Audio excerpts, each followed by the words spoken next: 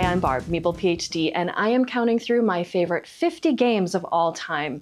In this video, I am covering numbers 20 through 11, so we're almost getting to the good games.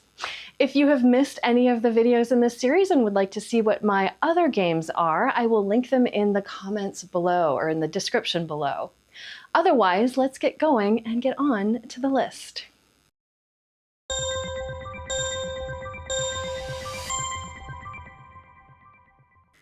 My number 20 is the Taverns of Tiefenthal.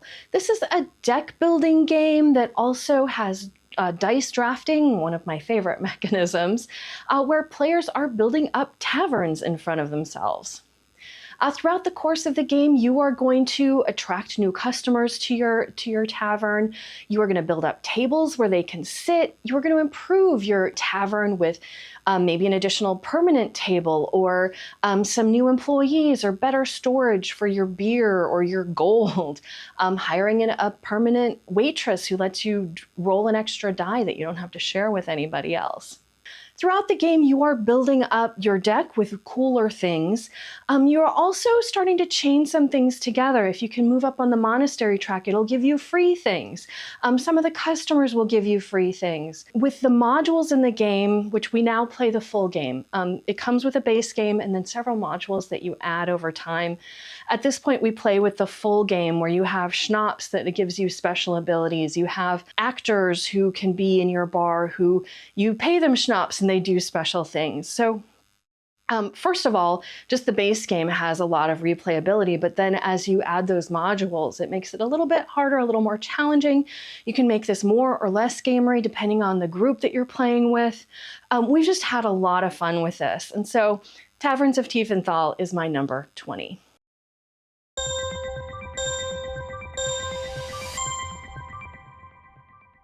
My number 19 is Monsters on Board. This is another dice drafting game. There might be a theme here, I don't know.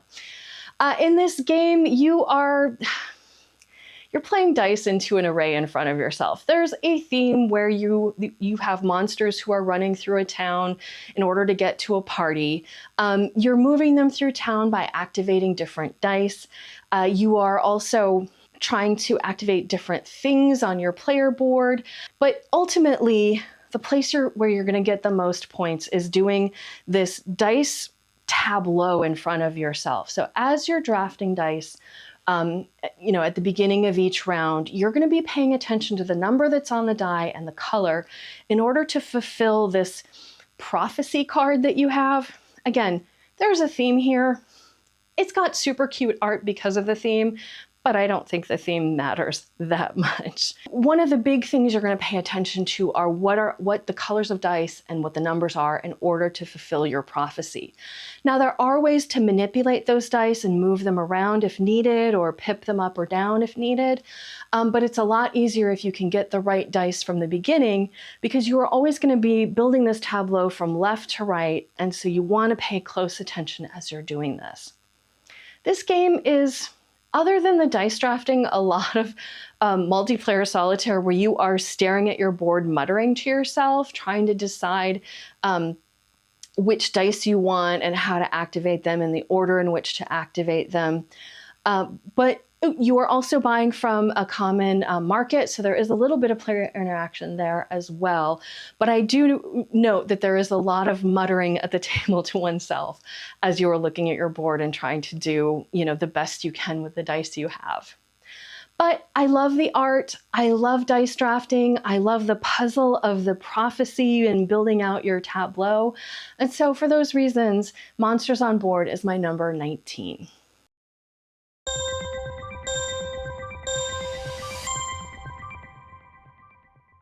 My number 18 is Turing Machine. This is a pure deduction game and very much multiplayer solitaire, so much so that I will often play it just at solitaire. In this game, you are trying to deduce a 3-number code, and you're doing this by asking this machine yes or no questions. Not even yes or no questions. You are testing hypotheses and then seeing if they are correct or incorrect. So for example, one of the questions that you might be, or one of the hypotheses you might be able to test is, are there 3 even numbers, or how many even numbers are in the code. And so you might put in a number that has 2 even numbers, and then you will test it.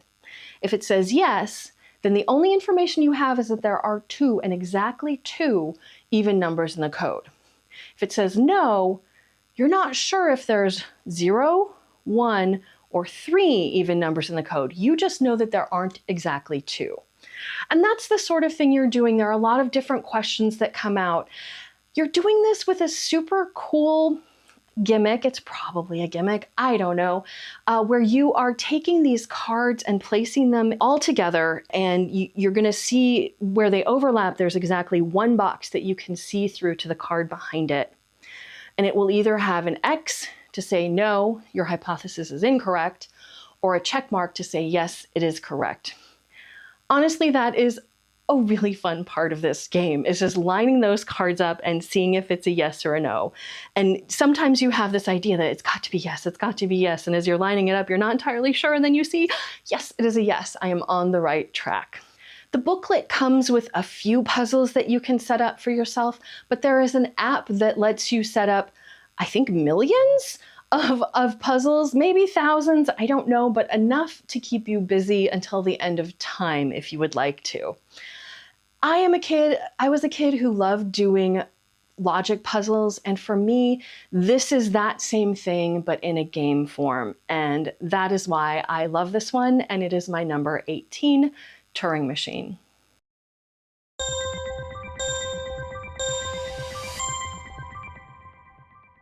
Number 17 is Mists over Carcassonne. I came into the board game hobby and Carcassonne was one of my gateway introductory type games that got me really interested and saw what games could be. However, I got to a point where I kind of felt like I had played it out or outgrown it. But when I played Mists over Carcassonne, which turns Carcassonne, which is a tile-laying game, into a cooperative experience, it opened it back up to me, and I am loving this version of the game.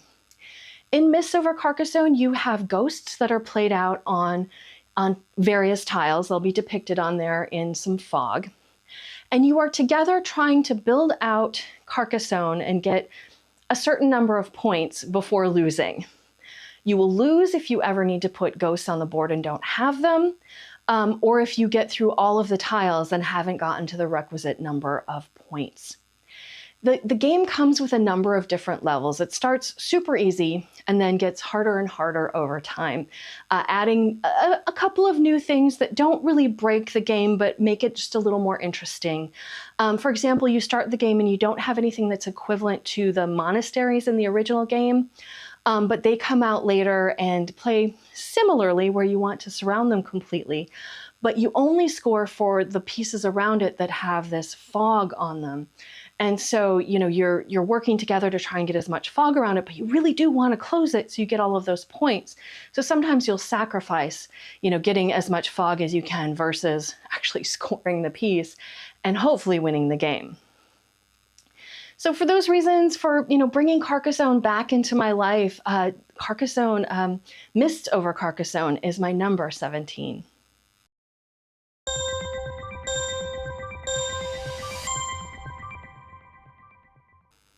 Number 16 is Flamecraft. This is a super charming game where players are working in this town where the townspeople work hand in hand with little dragons who help run their shops and do things for them. Throughout the game, you are going to be visiting different shops in order to collect materials.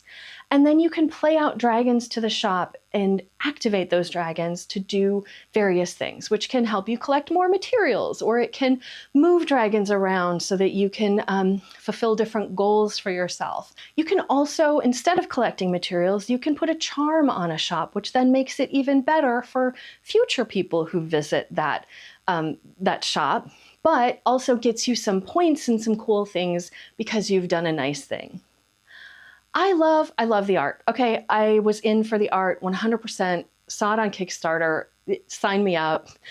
But I'm staying for the game, which again is another theme. Cool art is not enough to keep me in the game. But here I love how positive the game is. You are always leaving a place better than you found it. You're adding a charm to it so other players get more benefits out of it. You're adding dragons to it that then give other benefits to the players as they go. But of course, you are still trying to make points. So there is definitely competition involved, but it comes in such a very sweet package. And so for all of those reasons, Flamecraft is my number 16.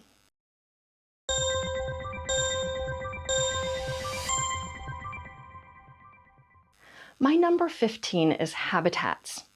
This is a game where you are building out an animal reserve. Each player is building out their own animal reserve, trying to make sure that the animals in your reserve are happy. They're going to be happy by having different land types connected to them. In the game, you are drafting tiles in this really cool manner where you have this rectangle of them out, and each player has a marker in that rectangle that can go only one of three directions. It's like a person shaped, and you can't go to where your feet are, but you could go to where your head or your hands are. And so you're always kind of planning in this 2D space of what might be available to you next, and hoping that someone else doesn't snipe the thing that you're hoping to get next. Any new animal is going to be placed upside down so you don't, or rotate it 180 degrees so they're upside down to your view, so you know that they're not happy yet. But on them, they will show different land types that they would like connected to them. And once you have those connected, you'll put it upright in order to know that you've made that one happy and you don't have to worry about it anymore. Every game of this, I start out with grand plans, like I'm going to make all of my animals happy. And halfway through, I realize there are a couple that I'm going to have to sacrifice and not make happy, or I accidentally screw up and make them unhappy and unable to be made happy. But it's always this big puzzle trying to figure out where to place the tiles that I can get from this drafting in order to, make as many of my animals and the most valuable animals happy along the way. And so Habitats is my number 15.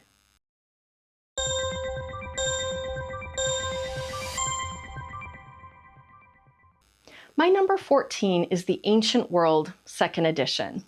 This is a worker placement style game where you are placing out workers in order to do various things, to collect materials, to get cards that you can then build into your empire, to get armies to help you battle these titans that are threatening your world. And instead of doing worker placement, you can also do some things on your board, which I really like how that breaks up the game so that you can't always, you can kind of plan ahead and know, I don't need to take that action right away. I want to get this done first before I do that.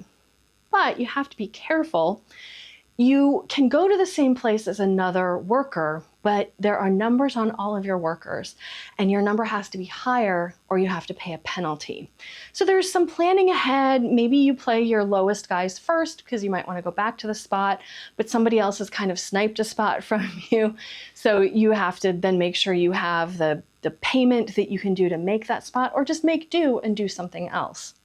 So in addition to these worker placement spots, there are these titans. You will always have a titan on your board who is threatening your city, and you can employ your armies to attack that titan.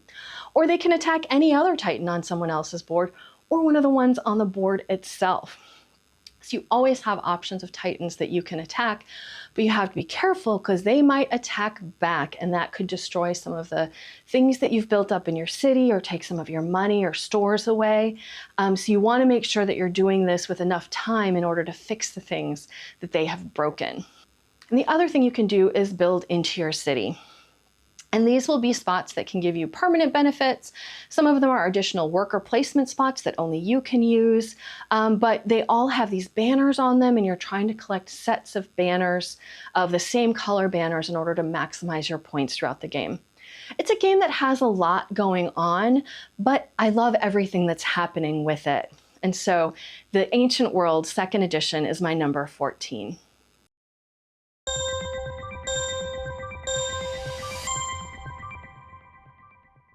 My number 13 is Mystic Vale. This is a card crafting game that has a theme of trying to reinvigorate the land, but really it's about the cards and the different synergies you can create by adding these improvements to your card. So unlike a deck builder, this is a game where you will always have the same number of cards in your deck, but these cards have different spaces and that you can add upgrades. The upgrades come so that they take up a third of the card, and so you can add up to 3 upgrades on a card. And sometimes they work together really well. Some of them will have decay on them, which lets you play out fewer cards, but you can have other cards that cancel that decay, that let you kind of get through your deck a little bit more and get more stuff out. They'll have mana on them, which allows you to buy those enhancements. They may have ways to just get straight up points. And they'll also have these little symbols that let you get these veil cards, which they don't get added to your deck. They're just permanent abilities or additional points that you will get at the end of the game. I do really like the art in this, even though on some cards it's really tiny and hard to see and can make some of the icons a little bit difficult to read and deal with. But overall, it makes a really fun experience. There's a little bit of press your luck as you're playing out cards at the beginning of your turn, where you can play extra ones, but if you get too much of that decay out, you bust for the turn. But that lets you flip a little token that you have that gives you a special ability for later. So there's ways to mitigate, pushing your luck a little bit. Later in the game, you might not want to do that because it can hurt a lot, or you might want to do it because you've got some great cards coming up that might help you play even more things. So this one, it's just really a pure card-driven game, and I enjoy all of the aspects of it. So for all of those reasons, Mystic Vale is my number 13.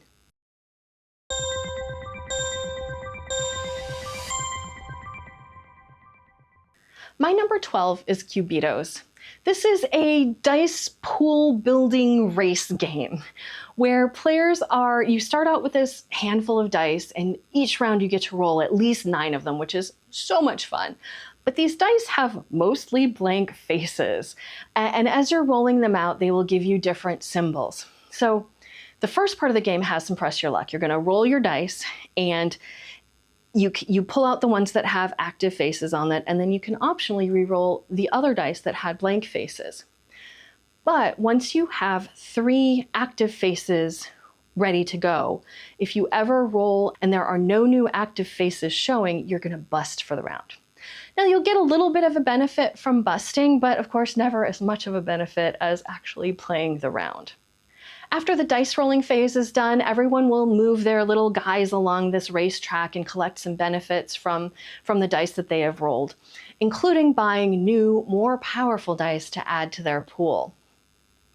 And that, of course, is where this game really sings, is getting those different dice that synergize in different ways, where, one might give you a special thing if you have another color of active dice going, or for a certain number of those active color dice.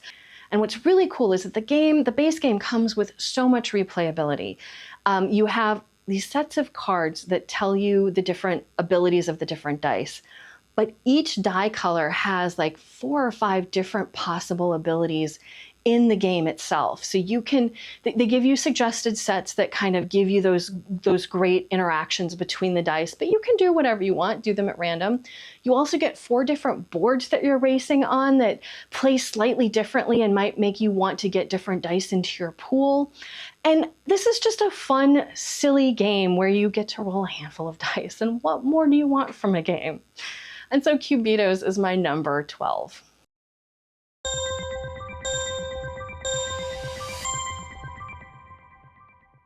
And rounding out this segment of my top 50 list is my number 11, Planet Unknown. This is a polyomino placement game where each player has a planet in front of them that they are trying to fill up with these pieces. It is a simultaneous play type of game where every round everybody is playing at the same time.